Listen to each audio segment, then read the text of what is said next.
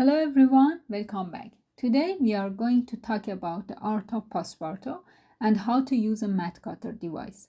I'll cover what Passepartout is, why it is important, and a step-by-step guide on how to use a mat cutter to create your own mats, including making 45-degree cuts. Passepartout, also known as matting, is the process of placing a border around your artwork inside the frame. This technique has been used for centuries to enhance and protect artworks, and it adds a professional touch to them. You'll want to select a high-quality mat that is both durable and beautiful. It is also important to choose a mat that is a few millimeters thick. It creates a small distance between the frame glass and your artwork, which protects the artwork from damaging by direct contact with the glass. The color of your mat should complement your artwork.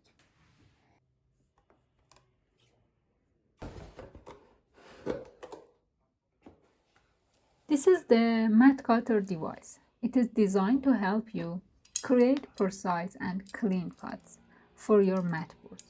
Let's take a look at the main components: the cutting head, the guide rail, the mat guides, and also blade holders. This is the guide rail, and it lets you decide about the border width. By adjusting it, you can set the exact width you want for your artwork matting, ensuring a perfect fit for your artwork every time.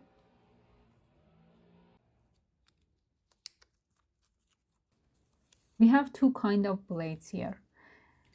This one is for 45-degree cuts. Before we start, it is important to handle the cutter carefully and keep your fingers away from the blade.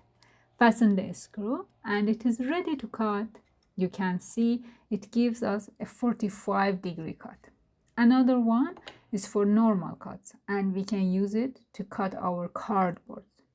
As you can see, simply put the blade inside it and fasten the screw.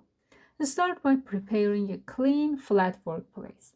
Lay out your mat board and measure the dimensions of your artwork. Measure the size of your artwork and mark the borders on the back of the mat board that you want to cut. Fix the size and place the mat board on the cutter. Cut slowly and with control. Carefully remove the cutout section of the mat board. Check the edges to ensure they are clean and smooth.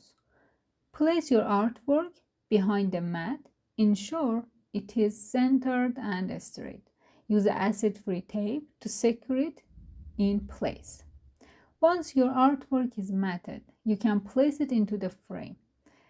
The mat should provide a beautiful border that enhances the piece. Here I didn't have the glass for my frame, but I normally put a glass inside my frame.